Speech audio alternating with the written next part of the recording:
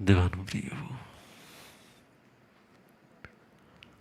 जीवन की यात्रा में सत्य का भी योग होता है, असत्य का भी योग होता है। योग तो हमेशा के लिए होते रहते हैं, लेकिन हम उस योग को कैसे सत्य का योग बना दे, वह स्वयं पर आधार रखता है। कभी सत्य का योग भी असत्य का योग हो सकता है, और कभी असत्य का योग भी सत्य का योग हो सकता है। कभी संसार और संसारी भी वैराग्य के निमित्त हो सकते हैं, और यदि हमारी राग वृत्ति ज्यादा हो तो संयम के क्षेत्र में गुरु भी राग का पात्र हो सकता है। कभी संसार और संसारी भी वैराग्य के कारण होते हैं, और यदि हमारी समझ में कमी हो तो गुरु भी राग का कारण हो जाता है। और इसीलिए हर साधक को सावधान रहना चाहिए। इसीलिए हर साधक को सावधान रहना चाहिए कि मैं यदि आत्मसिद्धि के क्षेत्र में आया हूं ना, यदि मैं आत्मसिद्धि के मार्ग पर आया हूं, यदि मैं आत्मसिद्धि के राह पर चलने वाला हूं, तो मेरा हर निमित्त मेरे लिए सतयोग हो जाना चाहिए। मेरा हर निमित्त मेरे लिए सतयोग हो जाना चाहिए। यदि धर्म के क्षेत्र में आकर भी मैं मेरे ईगो को सेटिस्फाई करता हूं, मैं मेरे राग को सेटिस्फाई करता हूं, मैं उससे भी मान और सम्मान का कारण बना देता हूं, तो परमात्मा ने कहा कि धर्म से लाभ लेने वाला अनंत काल तक धर्म को खो देता है। धर्म से लाभ लेने वाला, अपने ईगो को सेटिस्फाई करने वाला, अपने अहंकार को सेटिस्फाई करने वाला, अपनी इच्छाओं को सेटिस्फाई करने वाला, अपने सुख की प्राप्ति की इच्छा करने वाला भी अनंत काल तक धर्म को खो देता है। इसलिए धर्म हमेशा के लिए मुझे सिद्धि के लिए करना है, सिद्धि के लिए नहीं। इसीलिए मुझे गुरु का सानिध्य भी सिद्धि के लिए प्राप्त करना है। गुरु के पास से मुझे कोई सिद्धि मिल जाए ना, उसके लिए नहीं करना है। गुरु का सानिध्य भी, परम तत्वों का सानिध्य भी मेरे सिद्धिकरण के लिए होना चाहिए, मेरी सिद्धिकरण के लिए नहीं होना चाहिए। मुझे गुरुदेव का आशीर्वाद मिल जाएगा ना, फिर मेरी ये सिद्धि हो जाएगी, मेरी ये प्रसिद्धि हो जाएगी।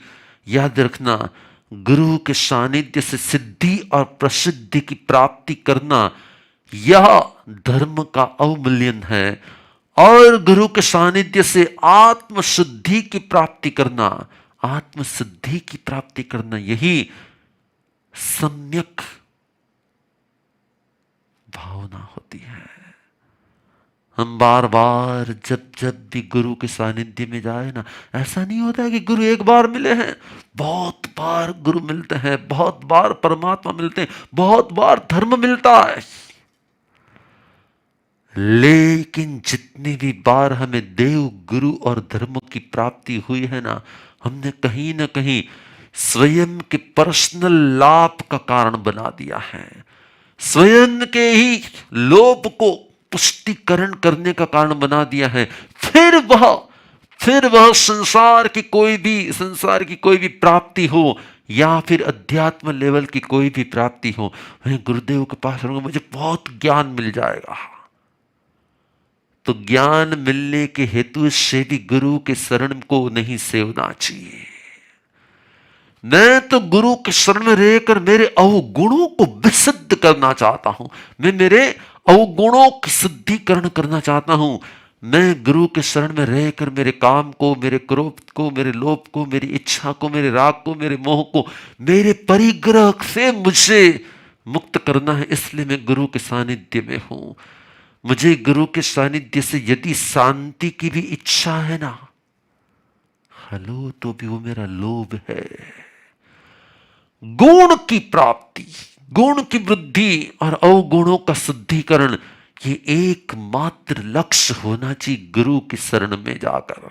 ये एकमात्र लक्ष्य होना चाहिए। मैं चाहे तपस्या करूं, मैं चाहे ज्ञान की आराधना करूं, मैं चाहे चारित्र की आराधना करूं, मैं चाहे संयम की आराधना करूं, कोई भी किसी प्रकार की आराधना करूं, लेकिन हेतु मेरा एक ही होना चाहिए, मेरी आत्मशुद्धि, मेरी आत्मशुद्धि, मेरी आत्मशुद्धि। यदि धर्म के क्षेत्र में, यदि गुरु के सानिध्य में आकर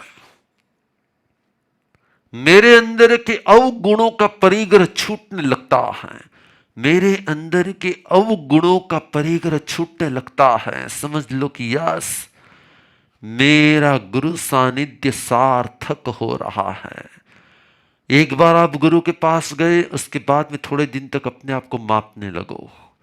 फिर जब भी आप गुरु के सानिध्य में जिस पल के लिए गए, उस पल के बाद अपने आप को मापते रहो कि क्या गुरु के पास जाने से मेरे में कोई चेंज आ रहा है कि नहीं आ रहा है, मेरे में कोई परिवर्तन आ रहा है कि नहीं आ रहा है। आता हो ना, तभी गुरु के पास जाना चाहिए। नहीं आता है ना, तो फिर समझ लेना कि या मेरे में कोई कमी है या फिर उनमें कोई कमी है। हेलो, क्या यदि पानी के पास जाकर, यदि पानी के पास जाकर वस्त्र शुद्ध नहीं हो रहा है, तो या तो वस्त्र के मैल बहुत ही डार्क है, बहुत ही गाढ़े हैं, या फिर पानी में कुछ कमी है जिसके कारण ही वस्त्र का मेल नहीं जा रहा है। इसी प्रकार से गुरु का सानिध्य यदि आपके परिग्रहों से आपको मुक्त कराता है ना, तो मानना कि दब सिद्धेणम दायक सिद्धेणम पड़ेगा हक सिद्धेणम। तो मानना कि गुरु भी चारित्र शुद्ध विशुद्ध आत्मा है और शिष्य भी विशुद्धि की राह पर चलने वाली आत्मा है, और जो साधना दी गई है ना, वो साधना भी परफेक्ट है। दर्दी है, डॉक्टर है, दवा है, रोग मिट रहा है तो समझ लेना कि यस, डॉक्टर भी परफेक्ट है, दवाई भी परफेक्ट है और निदान भी परफेक्ट हो गया है। लेकिन यदि ये नहीं हो रहा है ना, तो समझ लेना कि क्या करना चाहिए, डॉक्टर बदलना चाहिए। आप बदलते हो ना डॉक्टर, कि नहीं बदलते हो? कई बार आप जाते हो जिस डॉक्टर के पास और फिर लगता है कि नहीं, चैन नहीं आ रहा है, आप डॉक्टर बदल देते हो ना। मैं भी आपको यही कहना चाहता हूं कि आप में परिवर्तन नहीं आ रहा है ना, तो आप दोनों चीजों को चेक कर लो, अपने आप को भी चेक कर लो कि नहीं, आपकी तो उत्कृष्ट भावना है फिर भी चैन नहीं हो रहा है, तो शायद मेरे मार्गदर्शन में कहीं कमी लगती है। देवानो प्रियो, मैं इसलिए इतना स्पष्ट कह रहा हूं कि हम सब शुद्धि के राही हैं, हम सब शुद्धि के भाव भाव वाले हैं। और इसलिए यदि शुद्धि होती है, तब ही मेरा और आपका, तभी गुरु का और शिष्य का, तभी परमात्मा और भक्त का योग सार्थक होता है। और यदि शुद्धि नहीं होती है, तो परमात्मा और भक्त का योग कैसे सार्थक होगा, कैसे सार्थक होगा, कैसे साथ? वो तो समय की व्यर्थता होती है, वो तो समय की व्यर्थता होती है। हेलो देवानु प्रियो, गुण के ग्राहक बनो। क्या बनो? गुण के ग्राहक बनो।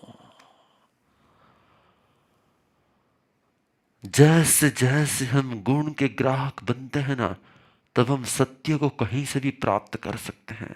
ऐसा ही नहीं है कि हम गुरु के पास से ही सत्य को प्राप्त कर सकते हैं, कभी कभी शिष्य के पास से भी सत्य को प्राप्त कर भी सकते हैं, और उसका शिकार भी करना चाहिए, उसका शिकार भी करना चाहिए। मेरी श्रेष्ठता तभी हो सकती है जब मैं किसी भी श्रेष्ठ की श्रेष्ठता का शिकार कर पाऊं।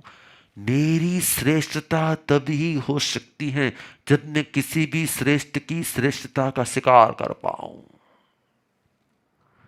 मेरा अच्छा ये कहने वाले तो होते ही हैं, लेकिन किसी का अच्छा भी मेरा हो सकता है। इन भावों को स्वीकार करो, इन भावों को स्वीकार करो।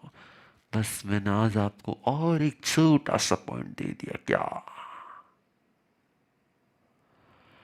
मैं गुरु के सानिध्य में जाऊंगा मेरी आत्म शुद्धि के लिए, नहीं कि मेरी किसी भी प्रकार की सिद्धि के लिए। सिद्धि तो शुद्धि का बाय प्रोडक्ट होता है। क्या? सिद्धि तो सिद्धि का बाय प्रोडक्ट होता है, वो अपने आप आती है। जो उसको लेने जाता है ना, जो उसको लेने चाहता है ना, उसको मिलती नहीं है। जो उससे मुंह मोड़ लेता है ना, उसके पीछे पीछे आती है, उसके पीछे पीछे आती है। हेलो, शुभ हो, मंगल हो, कल्याण हो। नमो रिहंदाणं, नमो शिदाणं, नमो आयर्याणं, नमो वज्रायणं, नमो लोये सप्तसाहुणं, एषु पंच नमोकारो सब पाप प्रणाशनो मंगलाणं च सवेशिं परमं हवै मंगलम, परमं हवै मंगलम। चिरारि मंगलम, हरिहंता मंगलम, सिद्धा मंगलम, शाहु मंगलम, केवली पनत्तु तमो मंगलम। चिरारी लुगुत्तमा, हरिहंता लुगुत्तमा, सिद्धा लुगुत्तमा, साहु लुगुत्तमा, केवली पनत्तु तमो लुगुत्तमो। चितारी शरणं पवज्जामि, हरिहंते शरणं पवज्जामि, सीधे शरणं पवज्जामि, साहु शरणं पवज्जामि, केवलीपनतं धमां शरणं पवज्जामि। चार शरणा दुखहरणा मंगल करना, अवर शरण नहीं कोई, जो भव्य प्राणी आदरे, अक्षय अविचल पद हो।